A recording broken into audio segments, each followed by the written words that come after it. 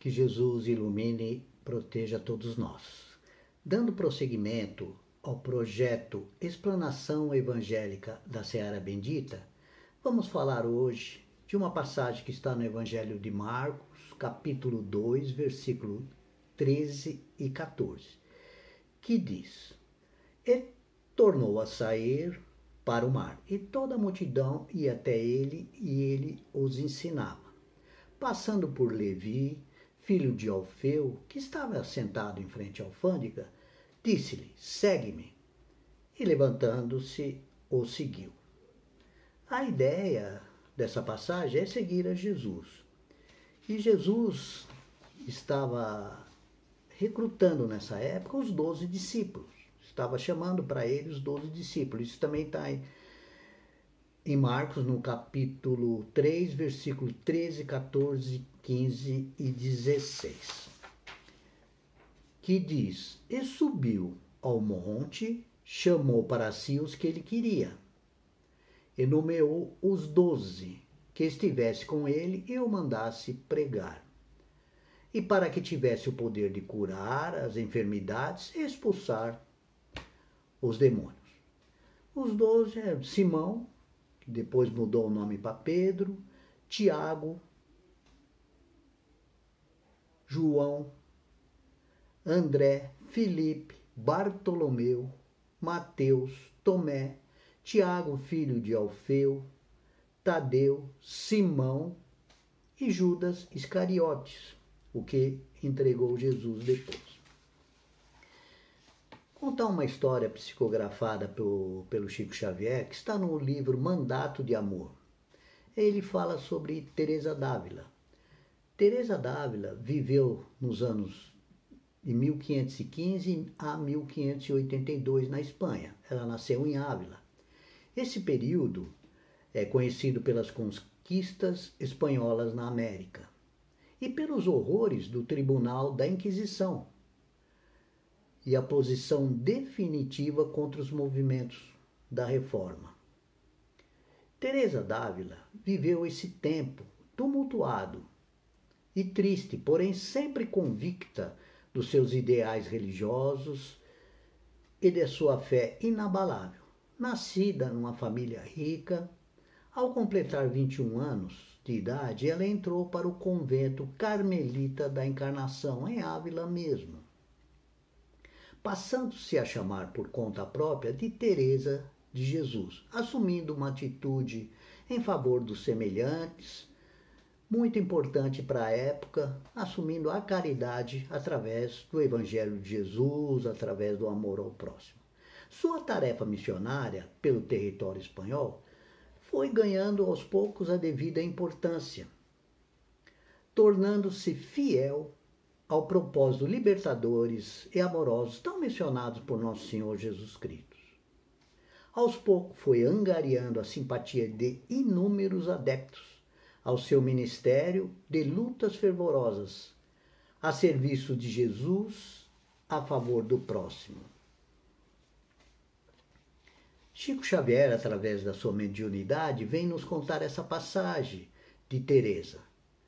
Certa vez, buscando a colaboração de um senhor de terras muito rico, que lhe havia prometido auxílio, Teresa d'Ávila seguiu a pé pelos caminhos do campo e viu que uma tempestade se aproximava. Apressou o passo. Então, lembrando-se que para chegar à fazenda em questão, deveria ultrapassar um rio caudaloso. Infelizmente, porém, a chuva desabou quando ela atravessava o rio, e ela não sabia nadar, e a correnteza começou a levá-la. Aí ela rogou para Jesus, ela tinha muita confiança em Jesus, se concentrou, fez uma prece e rogou a Jesus que a salvasse. E o Mestre Divino, como que apareceu e ofereceu-lhe ajuda, pegando ela pelo braço e levando ela até a outra margem do rio. Aí, profundamente agradecida pelo amparo celeste, exclamou: Senhor, graças à sua misericórdia e à sua ajuda, estou viva. Estou a salva do perigo. Com o seu auxílio bondoso, venci a travessia do rio. Essa história nos faz refletir sobre a responsabilidade que temos diante de nossas tarefas. Lembrando que o Mestre Jesus nunca nos abandona. Chico Xavier, como um excelente contador de histórias, nos mostra entre linhas que podemos servir, mas enquanto estamos mergulhados nos afazeres da reencarnação, ou seja, enquanto estamos a caminho do aperfeiçoamento espiritual. Diante de nossas lutas, é dever considerar as sábias palavras de Teresa d'Ávila, diante do perigo, quando ela diz: nada te turbe, nada te espante. Tudo passa, Deus não muda. A paciência tudo alcança. Quem a Deus tem, nada lhe falta, só Deus basta. O Senhor não olha tanta grandeza das nossas obras, mas o amor que fazemos, que colocamos no que fazemos no nosso dia a dia. Vamos falar um pouquinho do primeiro culto cristão no lar. Isso está em Mateus, no capítulo 18, versículo 20. Foi feito um evangelho na casa de Pedro. Jesus estava na casa de Pedro, e como é comum nas nossas casas também, várias conversas, todo mundo conversando, disperso, e Jesus, que não perdia tempo, nenhum momento, aproveitou tudo com muito amor e sabedoria para ensinar a exemplificar, mudou o rumo da conversação e falou com bondade para Pedro. O que faz o pescador quando se dirige ao mercado com os frutos de cada dia? Pedro naturalmente respondeu: escolhemos peixes melhores, ninguém compra os resíduos da pesca. Jesus continuou e perguntou: e o oleiro, o que faz para atender a tarefa que se propõe? Modela o barro, imprimindo a forma que deseja, respondeu Pedro. E Jesus perguntou: e o carpinteiro, para alcançar o trabalho que deseja? Pedro respondeu: lavrará a madeira, usará o serrote, o martelo, as ferramentas para aperfeiçoar a peça bruta.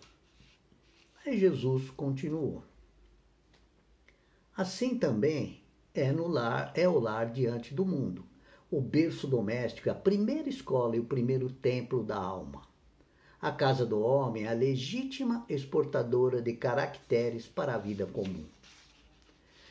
E Jesus continuou: se o negociante seleciona a mercadoria, o oleiro prepara o barro, o marceneiro a madeira, como esperar comunidade segura e tranquila sem que o lar se aperfeiçoe?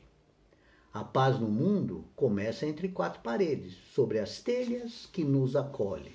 Se não aprendemos a viver em paz com meia dúzia de criaturas, como aguardar a harmonia das nações? Se não habituarmos a amar o irmão mais próximo associado à luta de cada dia, como respeitar o Pai Eterno, que nos parece tão distante? Aí Jesus continua: Pedro, acendamos aqui em torno de nós e de quanto nos procuram assistência fraterna.